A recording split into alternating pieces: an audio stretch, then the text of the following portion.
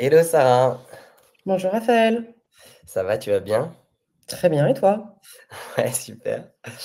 Salut tout le monde, je vois qu'il y a déjà des gens de connectés. On va attendre un petit peu que les gens arrivent. Et puis après, je te laisserai te présenter peut-être en premier, et puis ensuite on rentrera dans le vif du sujet. Ça marche. Est-ce que tout le monde nous entend? Est-ce que tout le monde nous voit bien? Ok, super.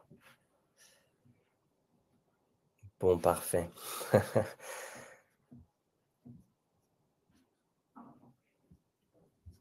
Salut.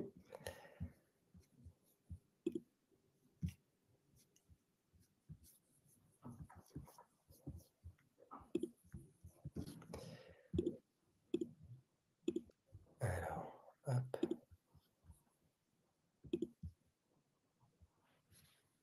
Je vais commencer.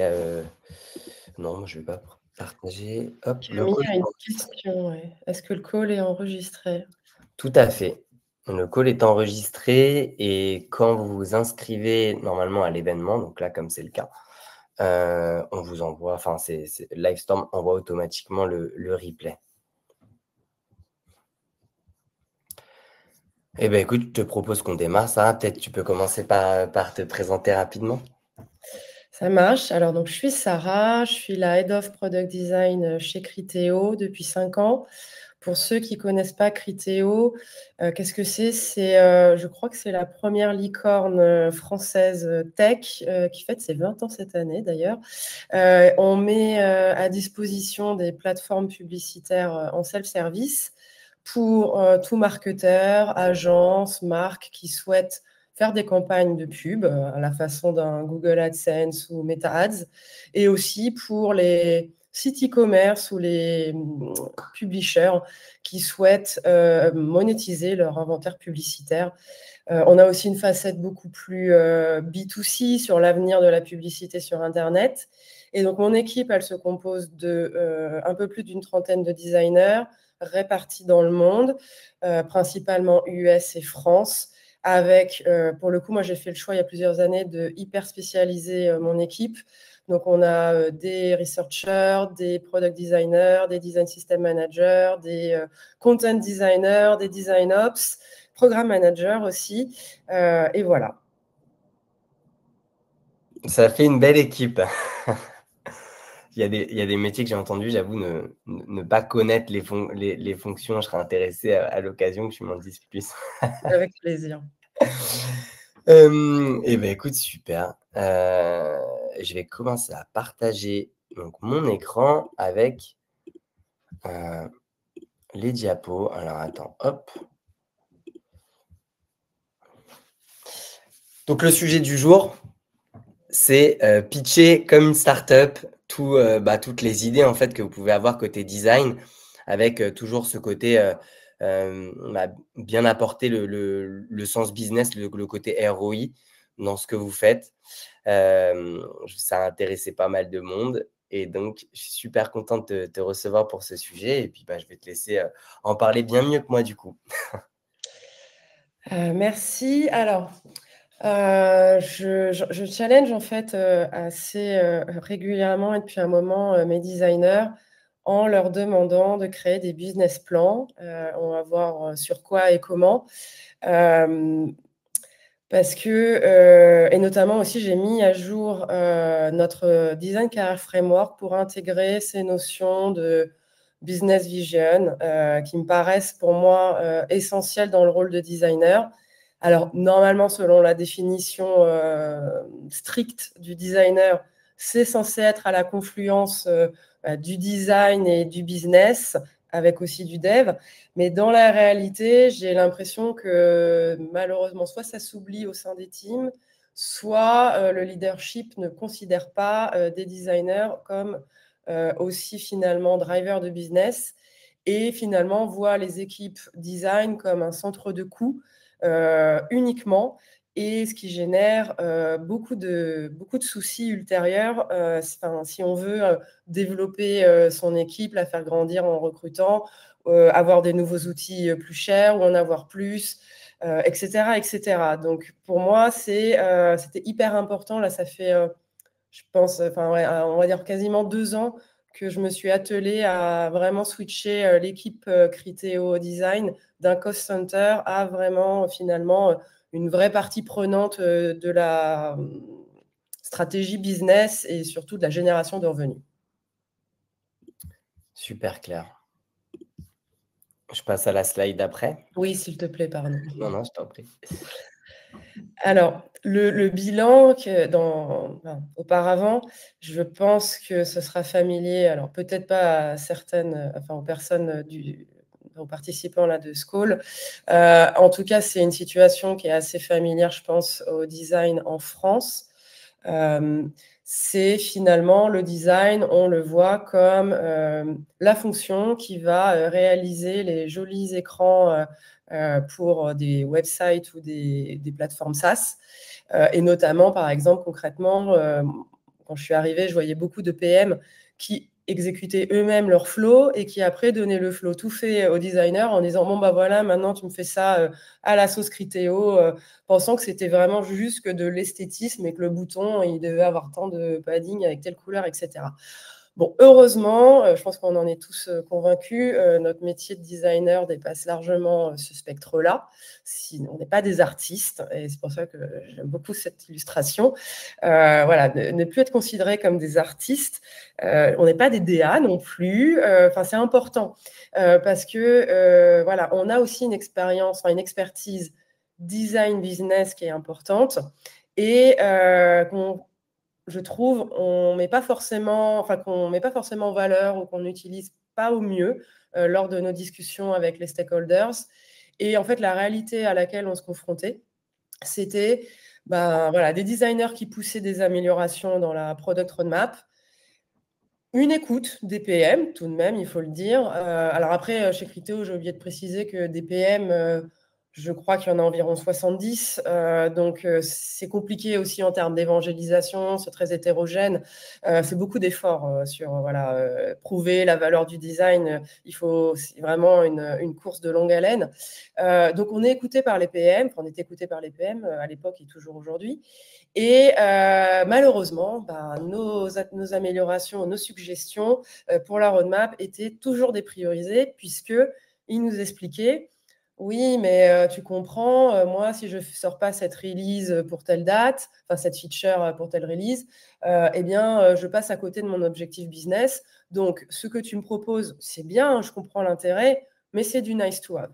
Donc, finalement, l'un des enjeux, c'était également donc de solidifier nos propositions avec de la donnée business, des objectifs business, et de les faire transiter d'un statut nice to have à must to have et d'une P2 à une P0 ou P1. Ce qui est aussi ce à quoi, j'ai combattu de nombreuses années contre ça, mais j'ai un truc qui était très frustrant. Je pense que ça fera écho à certains du call. C'est des réunions stratégiques qui s'organisaient. Pourtant, étant une product leader, donc normalement, j'aurais dû être intégrée dans ces réflexions stratégiques. Et on me répondait systématiquement, ouais, mais là, on réfléchit juste vraiment à la stratégie business, on n'en est pas encore à l'exécution. Mais ça me rendait dingue. Et parce que je leur disais, mais oui, mais en fait, le design, je pense qu'on a un avis intéressant, on a des insights clients, de la data. On peut apporter aussi, c'est important qu'on soit intégré maintenant, puisque sinon, on va récolter aussi une stratégie qui ne fera pas sens avec nous, les feedbacks qu'on a pu observer, et on va se heurter au bout d'un moment en termes d'exécution. Donc, clairement, il y a aussi... c'est lié finalement à une transformation du mindset du designer, d'être finalement tactical, donc vraiment dans l'exécution, à un thinking beaucoup plus stratégique pour justement venir en amont des réflexions. Et je pense que c'est notre but à tout designer, c'est être intégré au plus tôt de la réflexion stratégique pour pouvoir donner nos inputs et garantir qu'on puisse délivrer à la fin la meilleure expérience client ou le meilleur produit possible. Donc, ouais, voilà. Là, c'était, je pense, un constat finalement assez commun, malheureusement. Ouais, c'est hyper intéressant ce que tu dis. Moi, juste pour revenir sur la partie pretty ghetto dont tu as parlé, le design, c'est que pour faire joli, et cetera. En fait, ça me fait penser aussi à, je sais plus où j'avais entendu ça, mais de vraiment bien préciser la différence entre le design tel qu'on l'entend en France. Faites-nous design, c'est, «Ah, c'est super design, c'est super beau», en fait, on dit derrière, ça veut dire c'est super beau. Tu vas dans une boutique de déco, tu dis: «Ah, c'est très ce meuble est hyper design», et en fait, quand tu dis hyper design, c'est que tu le trouves joli. Alors qu'en fait, derrière, la traduction, en fait, c'est vraiment conception, quoi. Et tu dirais pas: «Ah, il est», enfin, tu dirais: «Ah, il est super conçu», en pensant derrière à utile, et je voyais quelqu'un dans le chat dire ça aussi, donc mettre l'utile avant le beau. En fait, c'est un mix de tout ça. Donc je pense qu'il y a aussi cette confusion en France avec juste la terminologie, la mauvaise traduction en fait de design tel qu'on l'entend sur cette partie, être bloqué justement dans la partie, nous, côté design, on fait que du joli, et sur la partie business impact dont tu parlais, j'ai pas voulu te couper. Moi, je suis product manager, donc pour ceux qui me connaissent pas, et coach produit. En fait, nous aussi, même côté produit, parfois on rencontre ça. C'est-à-dire qu'en fait, tu as souvent le CEO ou en fonction des boîtes dans lesquelles tu bosses, la direction, enfin les membres du board, et cetera, qui vraiment veulent garder la partie business un peu de leur côté, parce que généralement, tu touches à la partie vraiment stratégique, et donc tu es pas tout de suite intégré, ou tu vas donner des infos business et il faut, un peu, jouer des coudes pour que ça soit entendu, et cetera, et en fait, on retrouve aussi les mêmes sujets, les mêmes problématiques aussi côté, enfin, de manière générale, en fait, donc côté produit. Ça me faisait aussi, penser à une chose. Comment vous bossez, chez Criteo, dans l'équipe produit de manière générale, avec les product managers, avec éventuellement, je ne sais pas si vous avez aussi des PMM, de manière globale, comment vous faites? Est-ce que cette partie business, business plan, business case que tu as mise en place, tu l'as mise que côté design?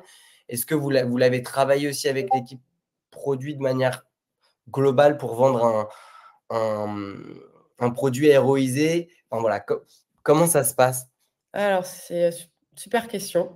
En fait, j'ai mis, quand même plusieurs années à réaliser quelque chose. C'est, à quel point, en fait, les designers, on était en vase clos à se dire: «On est l'équipe design». Alors clairement, on a un mindset, une attitude, je pense, qui est, différent de tous les autres types de métiers. On reconnaît, aisément les designers. Mais en fait, je me suis un peu, finalement, ma propre équipe et moi-même, je me suis énervée moi-même, en fait, en disant: «Mais arrêtons d'être, mais le design, il veut ci, le design, il veut ça». Enfin, c'était pas la bonne approche, parce que pendant des années, j'ai essayé finalement, avec mon équipe, de faire un peu migrer, les PM vers du design, en tout cas en termes de mindset et d'adoption. Voilà, comme je l'évoquais, ils sont beaucoup trop nombreux, et donc et ça n'a pas fonctionné. Donc je me suis dit: «On va plutôt faire l'inverse, on va plutôt nous essayer d'aller finalement, vers les PM, de nous ouvrir aux autres métiers, et d'arrêter d'avoir des sujets qui paraissent purement design ou purement de designer». Parce que, j'entendais, voilà, j'avais des échos en disant: «Ah oui, bon, les designers, ils proposent ça». Enfin, non, en fait, c'est juste des personnes, voilà, on va dire, des leaders, des leads, et cetera, qui ont une expertise et une sensibilité design, mais qui sont là avant tout pour contribuer aux objectifs de l'entreprise et faire grandir la boîte dans le bon sens.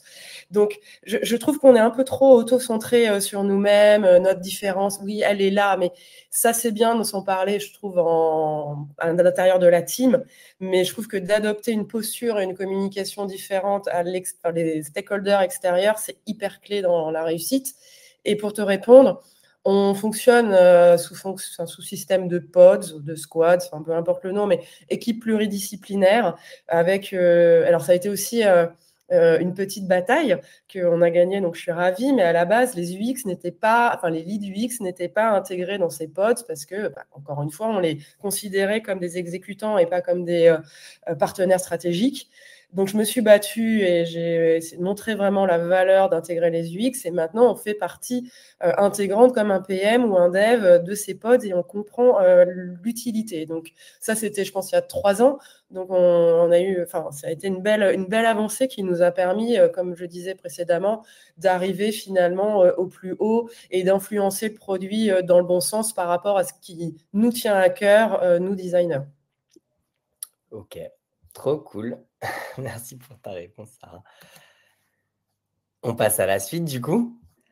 Alors, qu'est-ce qu'on a mis en place? Enfin, ce que j'ai mis en place, et je vous le disais, en fait, j'embête beaucoup mes designers, mais j'estime que c'est pour leur bien et que ça leur servira à Criteo ou ailleurs et que c'est aussi l'avenir de la fonction design. Et je vois qu'il y a beaucoup de posts LinkedIn et autres sur ce sujet. Donc, je pense que c'est vraiment un constat qui est vraiment de plus en plus global maintenant au sein de la profession.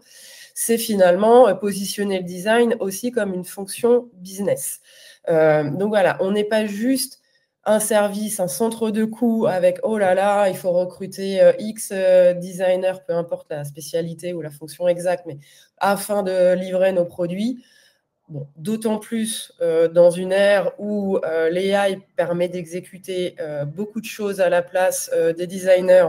Je pense que si on est vraiment positionné en tant que pur exécutant, l'avenir risque d'être compliqué. Donc voilà, je même aller plus loin que ce que j'avais écrit, c'est que pour moi, c'est finalement une obligation, une question de survie, de passer de tactical à strategical. Donc voilà, être vu comme générateur de revenus. Et à chaque fois que mon équipe me demande quelque chose, une nouvelle personne, enfin une ressource supplémentaire, un nouvel outillage ou un projet spécifique, je leur demande de monter des business plans et vraiment de pitcher, en effet, comme si c'était un investment case qu'on présentait à des investisseurs, et les investisseurs étant notre C-level ou enfin, la direction d'une manière générale. Et j'adore me mettre... enfin, me faire l'avocat du diable. Ils le savent. Bon, généralement, l'approche à laquelle j'étais familière et que j'observe assez fréquemment, c'est ah, on a vu ce super outil, ça nous permettrait de faire ça, et du coup, bah, ça serait super cool. Ouais, ok, je doute pas que cet outil est mieux et que c'est super cool. Bon, mais est-ce que tu m'as convaincu? Pas vraiment. Est-ce que là, si tu te présentes à la finance pour demander le budget, on va te dire oui? Je pense qu'il y a 90% de chances qu'on te dise non. Et donc, qu'est-ce qu'il est important de faire? C'est pas une révolution, mais en tout cas, pour les designers, je leur disais, il faut que tu me parles chiffres, métriques, business, il faut que tu parles le langage de la finance et de tous les execs. Donc, selon l'activité, on va être sur de taux de conversion, du ROI, enfin, tout ce qui peut montrer que l'on a un gain de revenus. Par exemple, on s'est amusé à faire aussi l'exercice pour les design sprints. On mène beaucoup de design sprints. En soi, il n'y a pas de ROI associé directement. Parce que voilà, ça va générer, le projet va générer du revenu, mais on ne va jamais l'attribuer au design sprint en lui-même. Donc, ce qu'on a fait pour essayer de montrer la valeur aussi business incrémentale d'un design sprint, on s'est dit, OK, ce qui nous aurait pris X semaines d'alignement entre stakeholders, on l'a fait en 3 jours avec tout le monde, plus 2 jours de design days, ce qui fait qu'on a permis d'économiser tant de jours et qui peuvent être réinvestis ultérieurement dans des projets. Donc, voilà, j'ai présenté un autre use case là juste après, mais juste pour voilà, partager que on s'oblige à avoir ce mindset à chaque fois. Et l'outcome que l'on en retire après, on va dire 2 ans de practice, c'est qu'on a obtenu 100% de réponses favorables à toutes nos demandes et Ouais. qu'on a scalé l'équipe massivement. Donc tu parlais d'outils. Ça veut dire, en fait, ils pitchent pour tout, que ça soit un nouvel outil qu'ils veulent utiliser, une, Un improvement, enfin une amélioration, ouais, une feature. OK. Et ils pitchent devant qui, du coup? Que devant toi ou il y a d'autres gens? Non, alors Moi, non. Alors, moi, c'est plutôt, je suis le crash test, en fait. Ok. Parce que souvent, finalement, on n'a qu'une possibilité, une chance de présenter et de convaincre. Même si on retravaille la copie et qu'on se présente une deuxième fois, on a perdu un peu de crédibilité dans son projet. Donc, il présente à moi en crash test. Et ensuite, ça va être soit aux stakeholders des pods, squads que j'évoquais, Ok. soit la finance directement pour demander le budget. Ok, trop cool. À quel moment je demande ça à mes designers? À tout moment, parce qu'on a la possibilité de rajouter, de revoir finalement notre roadmap trimestriel à chaque trimestre. Après, il y a un investissement qui est beaucoup plus massif, forcément, quand on va retravailler les budgets pour l'année d'après, la roadmap de l'année d'après. En fait, avant, la réalité, c'était que la product roadmap, elle était uniquement business driven. C'est-à-dire, on regardait les opportunités marché, les risques concurrence, enfin, ce qu'a fait la concurrence, etc. Et c'est ce qui uniquement drivait la product roadmap. Et on a été un peu malin, on s'est dit, on va rajouter des KPIs de customer satisfaction. On va essayer de lier aussi finalement les client feedback à chaque ticket Jira pour les nourrir, etc. Pour que finalement, lors des revues de priorisation, j'y participe, mais bon, je ne suis pas la owner de la product roadmap, c'est le CPO et les head of product. Donc, il faut qu'en fait, l'initiative, elle puisse vraiment être. Enfin, en fait, elles sont en compétition, toutes les features entre elles. Donc, il faut qu'elles puissent être immergées et être considérées parmi les top priorities. Donc, si on n'intègre pas, si on ne parle pas le même langage, encore une fois, et si on n'intègre pas des données business, nous aussi, eh bien, en fait, on ne peut pas concurrencer, enfin, être en compétition. Ok, c'est intéressant. Je ne sais pas si tu en parles après, mais vous avez du coup une sorte de petit outil ou framework de priorisation. Je te donne un exemple. Moi, par exemple, dans le RISE que j'utilise souvent, ça m'arrive de rajouter un B dans le RISE sur la partie business, justement, pour l'intégrer si je ne le mets pas directement dans la partie impact. Enfin, voilà, ça dépend des orgas. Est-ce que toi, tu as un framework comme ça ou pas? Oui, on l'a monté justement pour montrer que nos décisions, elles étaient backées par la data. Ouais. Et la data, forcément, elle est liée à du business. Donc, on a la chance d'avoir des product analysts chez Criteo qui vont calculer toutes les projections financières parce que c'est quand même des calculs hyper complexes. Donc, ça, c'est chouette. On fait une bonne équipe. Et bon, il y a du RISE dans notre template de priorisation. On a passé l'année 2024 à implémenter plein d'outils, plein de KPI pour justement avoir une baseline référence sur data et pouvoir ensuite monitorer l'évolution avec des liens. On a calculé exactement, je sais pas moi, plus 1 point là-dessus, ça équivaut à plus X millions de dollars, machin. Et donc après, on fait notre petite tambouille. Ouais, et vous suivez ensuite derrière, une fois que c'est en prod, le ROI réel ou pas? Alors, oui, c'est pas forcément évident pour le B2B sur toutes les fonctionnalités. On va pas se mentir parce que des fois, on est vraiment sur du revenu indirect. Néanmoins, quand c'est pas possible, on a d'autres enjeux. On a la satisfaction client qui est forcément liée à un objectif de réduction de churn, et ça parle à tous les sales et tous les business leaders. Et aussi la réduction du cost to serve. Voilà, ça aussi, c'est un calcul qui est très bien compris par les financiers. Donc voilà, c'est plus dur que quand on est vraiment dans un taux de conversion de panier e-commerce. Mais bon, voilà, on y arrive. Ok, ça marche. Alors attends, je vois des questions. Et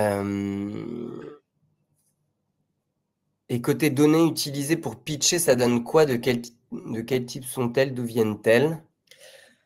Alors, Gaspard, si tu veux bien, je veux bien que je balaye le use case et si ma réponse te semble incomplète, j'y reviendrai. Non, moi, je trouve pas que ce soit un gros mot, chef de projet. Les designers, on est tous hyper engagés, on est des passionnés et on peut être facilement frustré parce qu'on n'arrive pas à mener à bien les projets comme on le souhaite ou parce qu'on va peut-être livrer un produit un peu moyen. Il n'y a rien de pire pour désengager les designers. Donc, non, pour moi, c'est comme nos bébés. Enfin, chacun a son bébé ou plusieurs bébés dans l'année. Et ils se battent pour le mener à bien et le rendre réel.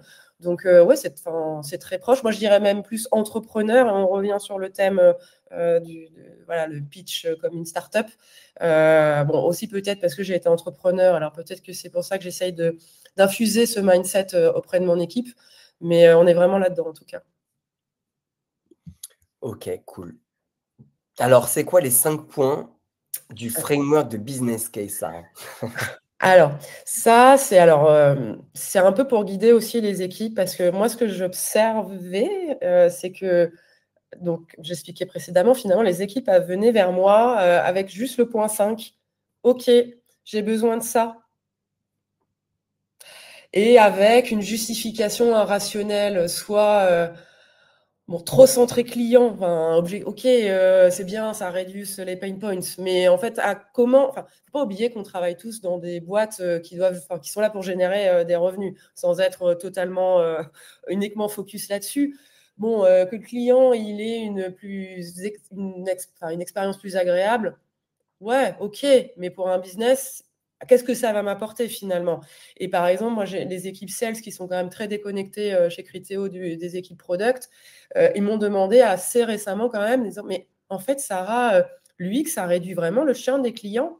J'aurais pu être complètement catastrophée. Ça n'a pas été le cas. Au contraire, j'ai vu ça de façon hyper positive. C'est que je me suis dit, enfin.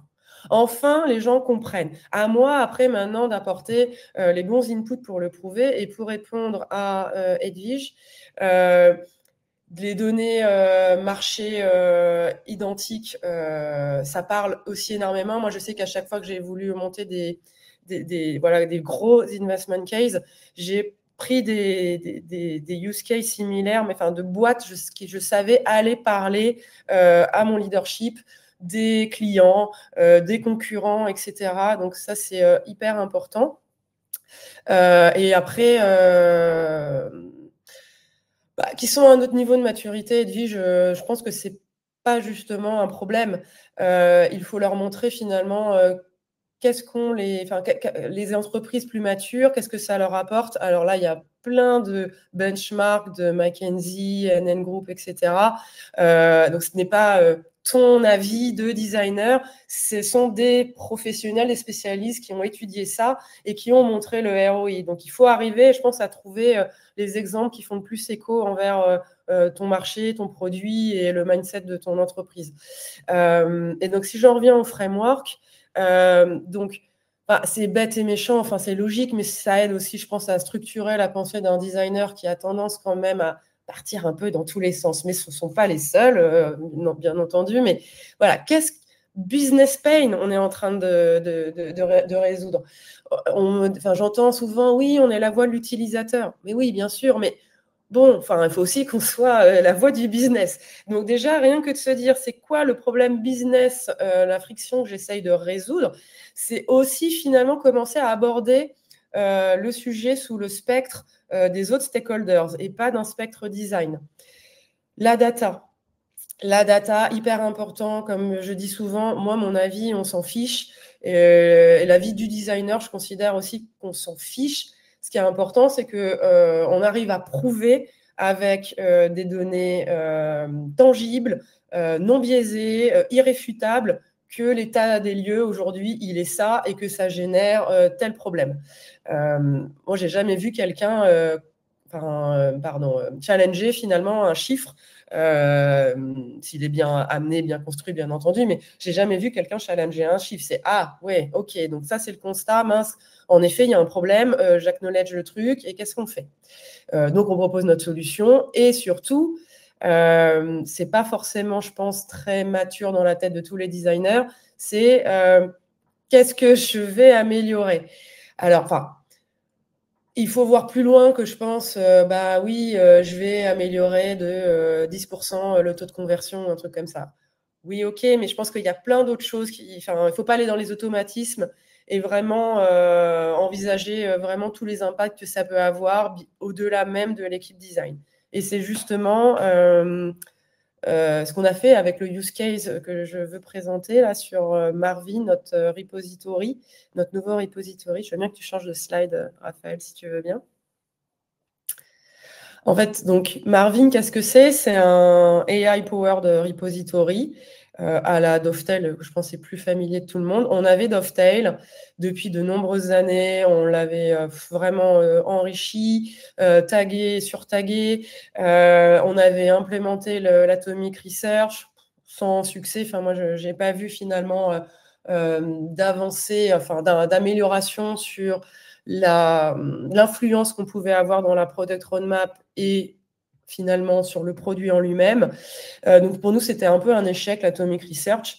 Et en même temps aussi, il y avait une frustration de l'équipe des researchers, puisque je dis elle parce que je n'ai que des filles, donc elle s'épuisait à produire une tonne d'insights qui étaient peu ou pas pris en compte finalement par les PM ou par les autres stakeholders. Donc moi, dès qu'il y a des engagements de mon équipe, pour moi, en tant que manager, c'est alerte rouge. Je le prends vraiment très au sérieux. Donc on avait ce souci en fait, on arrive à se dire, mais quel est l'intérêt finalement de produire des insights s'ils n'informent pas la product roadmap? On va peut-être passer notre temps à faire autre chose. Ça n'a aucun intérêt de produire juste des insights dans Dovetail, vraiment aucun intérêt. Donc là, c'est justement l'une des stats que j'ai indiquées. Voilà, pardon, je veux bien que tu reviennes sur la slide d'avant. 82% des PM GTM n'étaient pas satisfaits de la manière d'accéder à la connaissance client. Et donc, je l'ai évoqué, il y avait un roadmap disconnect. Et le pire, pour toutes les personnes qui sont familières à la feedback loop, c'est qu'on avait 14 outils de recueil de customer insight, feedback, etc. et complètement silotés. Et donc, il y avait une perte d'efficacité et sur les learnings. Et alors, aussi, j'entendais, une fois, j'ai assisté à un talk d'une grande entreprise avec des gens très talentueux dedans, des researchers, qui disaient oui, il me faut, pour finalement analyser 1 heure d'interview client, il me faut 1 journée. Et moi, ça m'a complètement... Enfin, je me disais, mais c'est pas possible en fait. C'est même plus. Enfin, moi, je considère toujours les projets aussi de façon héroïste. Je me dis, on ne peut pas, pour 5 heures d'interview, mettre 1 semaine à temps plein sur un sujet à en tirer des extraits, enfin des insights, pardon. On a besoin d'être beaucoup plus véloce pour pouvoir nourrir à temps la product roadmap. Et donc, on a découvert cet outil Marvin qui est AI, donc AI Power, donc ça veut dire que sur tout ce qui est analyse, on a un gain de temps, et ça je le montrerai juste après. Et aussi, en fait, on s'est rendu compte que ça réglait un problème hyper important, enfin un challenge important, c'est le scattered across 14 tools. C'est qu'on savait très bien que si on demandait à chaque équipe de modifier leur outil de client knowledge pour avoir un seul et unique outil, on savait très bien qu'on allait aller droit dans le mur. C'est un paquebot, c'est une organisation gigantesque, Criteo. Donc, voilà, c'était voué à l'échec. Et en fait, Marvin offre la possibilité de faire de multiples intégrations. Donc, en fait, il n'y a pas de disruption d'outils côté chaque équipe. On leur a juste dit, OK, nous, on vous propose une automatisation pour finalement créer un repository unique. Rien ne va changer dans vos process, mais c'est juste qu'on va pouvoir consolider la data et faire en sorte qu'on en tire le maximum de bénéfices avec tous les efforts que tout le monde déploie en recueil de feedback d'une manière ou d'une autre. Et donc, c'est pour ça comment on s'y est pris, par exemple, là, dans ce projet. On le fait généralement sur tous les outils qui coûtent un peu cher, parce qu'en fait, je veux quand même préciser que cet outil coûte 3 à 4 fois plus cher que Dovetail. Donc, nous, on était convaincus de l'outil, enfin, l'intérêt de l'outil. Mais bon, encore une fois, moi, je me projetais dans le rendez-vous avec la finance. Il me disait, OK, bonjour, on vient vous demander 3-4 fois plus pour faire la même chose. Si, on vous assure que c'est vachement mieux. Bon, c'était pas possible. Donc, dès le départ, j'ai dit à ma principal researcher, je lui ai dit, écoute, fais un POC, intègre un maximum d'équipes et calcule le ROI de ce projet-là pour être certain de pouvoir dégager, en tout cas avoir l'accord sur ce gros budget. Et donc, c'est ce qu'elle a fait. Ça lui a pris du temps. Je veux bien que tu avances dans la slide, s'il te plaît. Donc, qu'est-ce qu'on a fait on a, donc, à travers le POC, on a essayé de récolter des métriques tangibles. Alors déjà, il fallait bien entendu évaluer la pertinence du modèle utilisé par Marvin, parce que si les insights n'étaient pas de bonne qualité, ça servait à rien. En l'occurrence, ils nous ont tout de suite éblouis. Et donc, on s'est dit, OK, il faut vraiment qu'on se batte pour l'avoir. Et donc, à travers justement notre POC, on a couvert les use cases principaux que les researchers et d'autres équipes, on le verra après,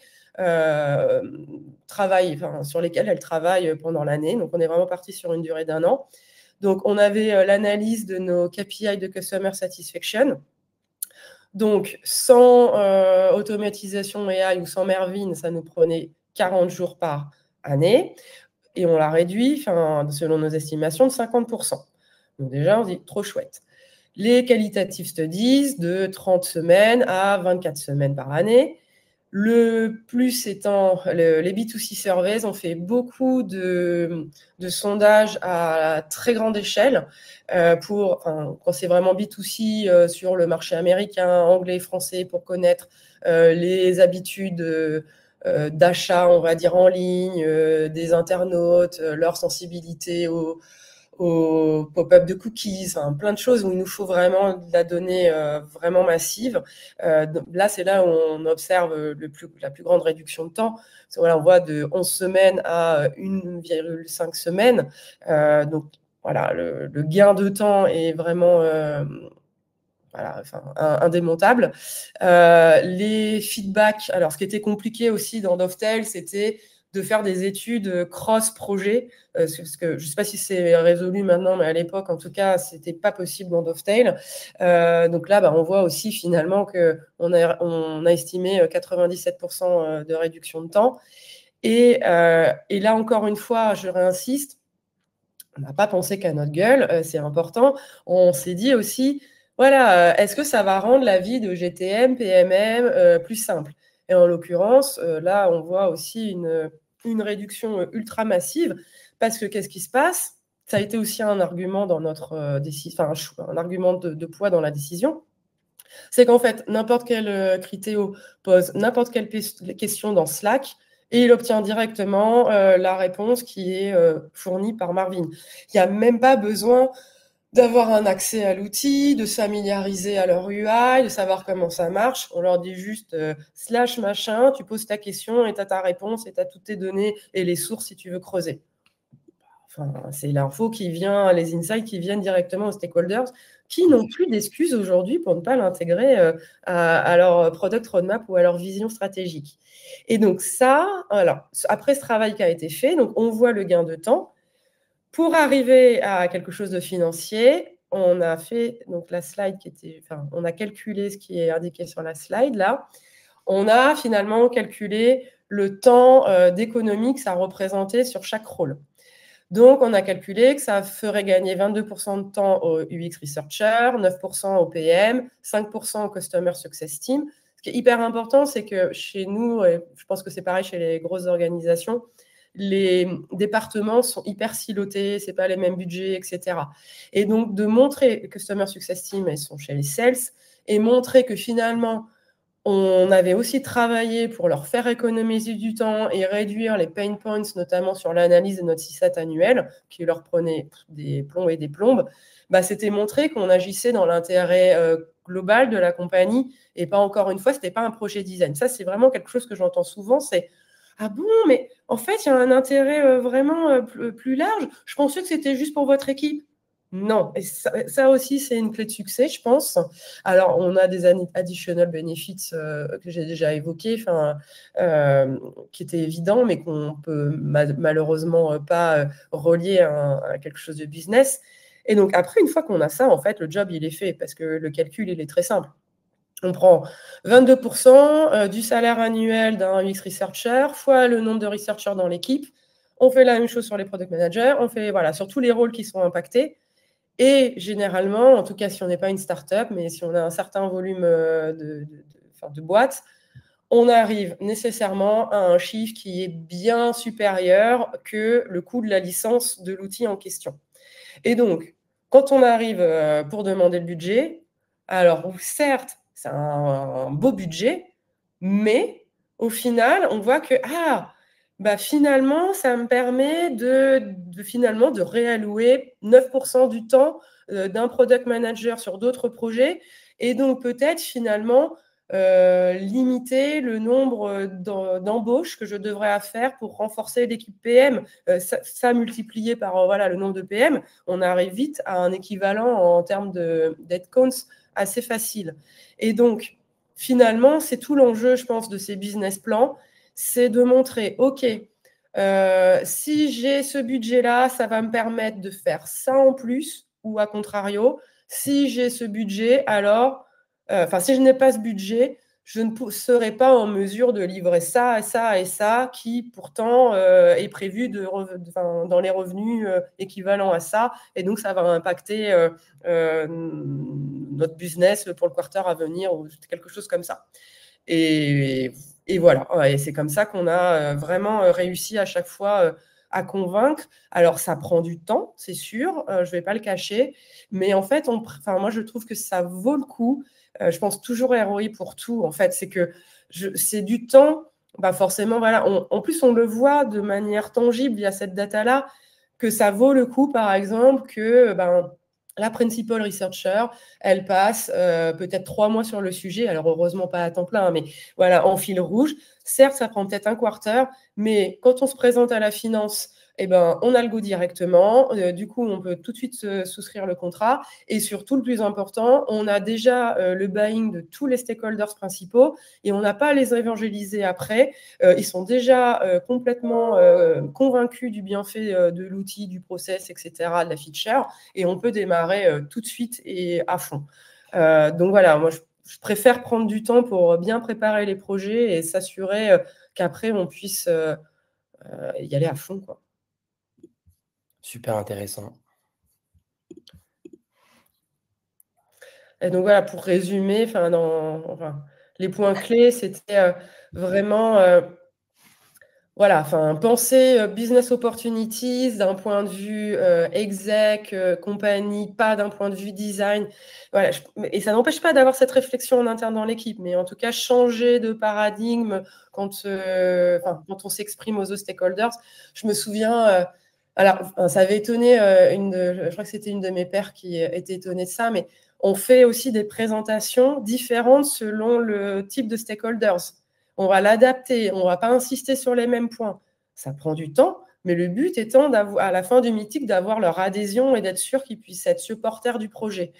Donc voilà, business opportunities qui génèrent du revenu, quantifier l'impact, les métriques business, customer satisfaction, tout ce qui fait sens. Avoir de la data. Moi, je suis convaincue qu'il faut être data-driven pour être successful. Et pour les grosses transformations, les gros projets, montrer toutes les petites améliorations qui sont déjà là, montrer la trajectoire à venir si ça doit scaler. Je résumerai vraiment les facteurs clés de succès à ces points-là. Super clair. Super clair, merci beaucoup. Est-ce qu'on a des questions pour Sarah? Je regarde un peu si ça dans le chat, ça. Ouais, je vois que ça s'anime un peu dans le chat. On va voir ce qu'on nous dit. Attends, je vais arrêter le partage. Voilà. Gaspard, je ne sais pas si du coup j'ai répondu à ta question ou si tu souhaites que je développe un point. Je crois que j'ai une question aussi dans le chat de Calypso. Pas facile de trouver certaines données. As-tu des sources pour trouver des chiffres ou data des concurrents? Ouais. Alors, non, mais on en est tous rendus là, mais en vrai, donc je fais tous les search AI. Je leur pose la question. Ouais. Et au départ, la première fois que je l'ai fait, je me suis dit, ça va être pas concret, enfin pas pertinent. Et en fait, j'étais hyper étonnée parce que si vraiment on fait le bon prompt en indiquant son marché, enfin qu'on l'aiguille bien sur la bonne trajectoire, on trouve vraiment, enfin ils arrivent vraiment à aller trouver des reports qu'on n'aurait jamais trouvé nous-mêmes via Google, même en y passant du temps. Donc ça a vraiment boosté nos business plans, hein, on va pas se le cacher. Ok, super clair. Attends, j'ai d'autres questions. Tu as parlé de Rice tout à l'heure. Tu compares quoi? Des idées de fonctionnalité ou des insights utilisateurs? Des idées de fonctionnalités qu'on va relier à des verbatims. Enfin, en fait, à chaque fois, on se dit la data, elle est quanti et quali. Donc, on va prendre tout ce qui est stats d'usage in platform via notre solution de data analytics, mais on va aussi prendre le quali de Marvin que j'évoquais avec voilà, les feedbacks.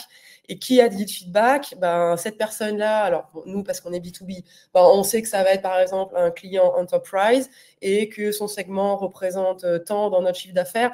Donc voilà, tout est lié. Et encore une fois, enfin, la colonne la plus importante, mais la plus compliquée à remplir dans ce RICE ou ce BRICE, du coup, c'est la colonne B. C'est finalement qu'est-ce qu'on peut en attendre en projection business. Là, je pense que ça dépasse, moi, ça dépasse mes compétences si on veut bien le faire. Donc, si vous pouvez collaborer avec des gens qui savent le faire, au moins vous pourrez arriver à des chiffres dans lesquels vous aurez plus confiance et surtout qui ne vous mettront pas en porte-à-faux après. Parce que l'idée, c'est pas non plus de survendre le truc pour être sûr d'avoir le budget et après d'être dans une position inconfortable au moment de rendre des comptes. Ok. Ok, super Gaspard.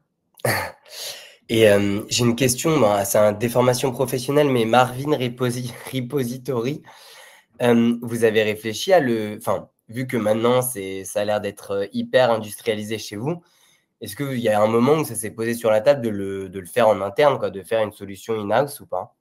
Complètement. Ouais. Pour à peu près tous les outils, on implémente beaucoup d'outils AI. Je l'imagine comme tout le monde. Je parle pas de in-product, on fait ça, mais là, on est vraiment dans l'efficiency de la team. L'idée, c'est de compresser notre design process qui prend X temps en un truc beaucoup plus court, en automatisant au maximum, en réinventant aussi le métier design. Peut-être que les étapes du design classique ne sont plus les bonnes. Les artefacts d'hier ne sont plus ceux de demain. Et donc, à chaque fois, on se pose la question parce que, bon, Criteo, c'est une boîte tech et on a des développeurs ultra talentueux.